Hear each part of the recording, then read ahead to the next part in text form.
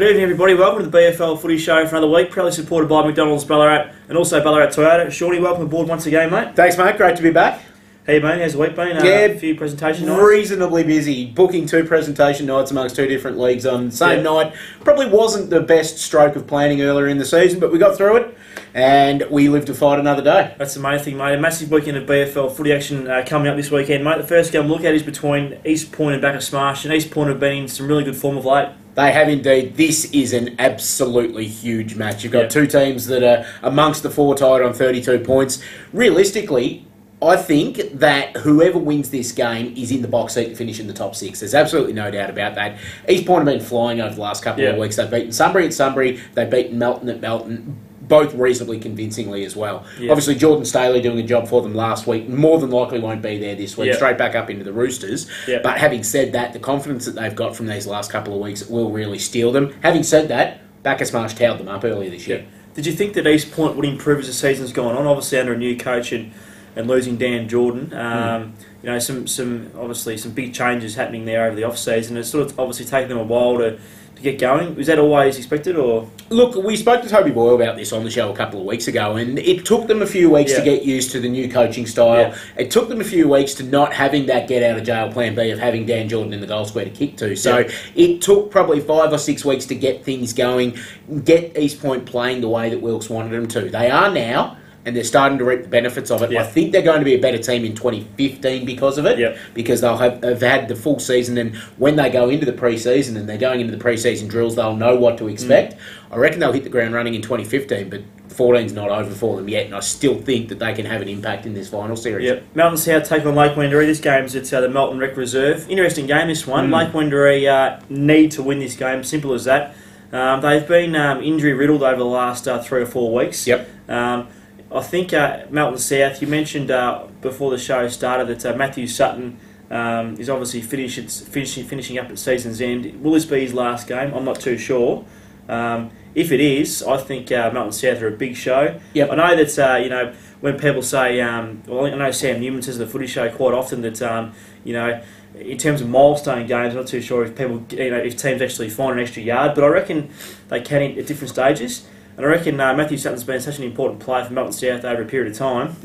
I think that they'll really play for him over the last couple of rounds. Look, and on that small ground down there, they're going to be hard to beat. You're right, and there's a difference between milestone games and the final senior game of the champion of the club. So you're right when you say people don't necessarily go for milestone games, but when someone like Matthew Sutton's playing his last game, boy, do clubs get up. I actually don't think this will be his last game this week. He's back into the senior side, but they've also got a home game next week against Darley in round 17. I've got a feeling that might be the last game against a club they've got a fairly long history with. But you're right about Lake Wendouree not affording to lose this one. And I watched Lake Wendouree last week against Ballarat, and after quarter time, they did not impress me one bit at all. Just on Lake Wendouree, they've played a lot of games in the last 5 or 6 weeks on heavy grounds.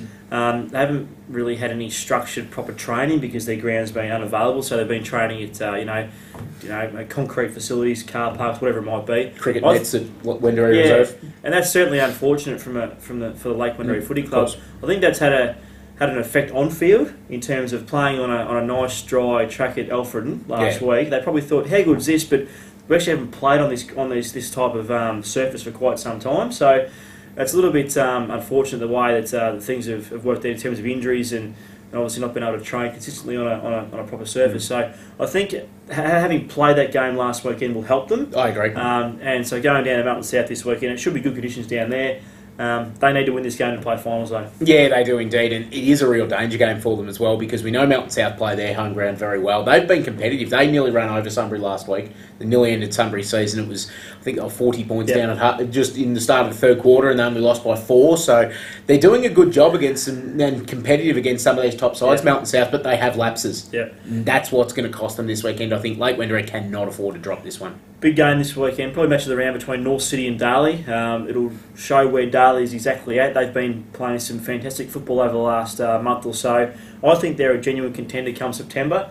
This will give us a fair idea of how far they can go, I think, by their performance on the weekend. This will be the week that will tell us whether they're a genuine contender. Obviously, they're coming in on the back of a 7-game winning streak. They've beaten Redan during that time. But the game before that 7-game winning streak, they got upended by 113 points at their own ground against North Ballarat City on what was a pretty dirty day for the club. Things have turned around since then, and Darley are definitely playing better football. They'll come down, they'll play on a ground in Eureka Stadium where they can run on top of the service. And they'll give North Ballarat City headaches, but North City are on top of the ladder for a reason, and they will see this as a real challenge. They've got a pretty good run coming into the finals, North Ballarat City, of games where they're going to challenge them and get them finals tested. This is definitely one of them. Robbie Waters will be relishing this chance to get out there and show the football world that they're still the relevant side in the league. They've knocked over Ballarat recently. They've knocked over Redan recently. They knock over Darley, and they're going to have the confidence to know that back-to-back is definitely on the cards. Yeah, no, for sure. Sebastopol take on Melton. This game's at the Muddy Bush Reserve now. Muddy Bush Reserve, did you say? I thought you said the Muddy Bush Reserve. The Marty Bush Reserve. Because it is muddy. Wayne Sheridan taking on the coaching role. Wish Wayne all the best. He's coached the under-18 side so far this season. And look, just speaking to a few people from within the club, Wayne's a very impressive person. He's done a really good job since he's been at the club for a short amount of time. So I think he's the ideal man to take over in the interim, while they certainly find the coach for next year. So he works very well with younger sort of players. We know that Sebastian's got a young group, so I give them every opportunity to win this game on Saturday. He's made some changes. He's come in and just cleaned out. I think there's 6 changes in the Sebastopol side this week as well. So we always see, you talk about milestone games where clubs get up. For some reason, clubs always get up when a coach has changed as well. Whether people are trying to impress the new coach or what, I'm not sure. Obviously, Wayne knows the young players in the club very well, having coached the under-18 and a halves this year as well. So he's got that familiarity with a lot of the players within the club as well. Melton, whether there's going to be an emotional letdown, knowing that finals are an extremely long shot for them now. I think they're a game and a half behind the pack with 3 games to go and clubs having byes. So they literally have to have everything go right for them to play finals. Whether there's that emotional letdown for them, whether they come to Marty Bush Reserve after playing on Mackie Park, which is in great nick, have a look at the ground and just deflate, as I've seen clubs do at Lake Wendouree earlier this year. They've seen the muddy surfaces. Melton were one of them, and just absolutely deflated and said, we don't want to play here today. If they do that, Sebast could get them, but look, you'd think that Melton would be too strong. I just think if you're a Sebast player, you wake up Saturday morning, you think, hang on a minute, we've got a new coach today. We're actually an outside chance to win this game. You're up and about, you want to get to the ground. I think they're, with that enthusiasm that a new coach will bring, new ideas, you know that you're playing a side that's, hasn't had a great season as well. You give yourself every opportunity to try and get 4 points. And the one thing, obviously, that has been the shining light for Sebastopol this year is a bloke wearing the number 15 jumper up forward, Michael Powell. We know how good a player he is. Melton are susceptible to getting lit up by big forwards. It happened last week with Jordan Staley. It's happened several times throughout the year. Powell kicked 8 against Melton last year up at Melton as well. If he has a day out, Sebastopol are a huge show. No, for sure, mate. But, obviously, the but with that is what Sebastopol shown us in the last 15 rounds this year. I can't tip them with any confidence. Very good, mate. You've obviously venturing around the grounds this weekend. Where are you heading off to? Definitely will. Probably going to head down to the East Oval, have a look at East Point and Bacchus Marsh, because I think that is going to be a huge game. Might swing into Eureka Stadium at some stage as well. Very good, mate. As always, thanks very much for joining us on the BFL Footy Show. Always a pleasure, my friend. And to your viewers, thanks very much for joining us on the BFL Footy Show for another week. Proudly supported by McDonald's Ballarat and also Ballarat Toyota. Goodbye for now, and have a good weekend.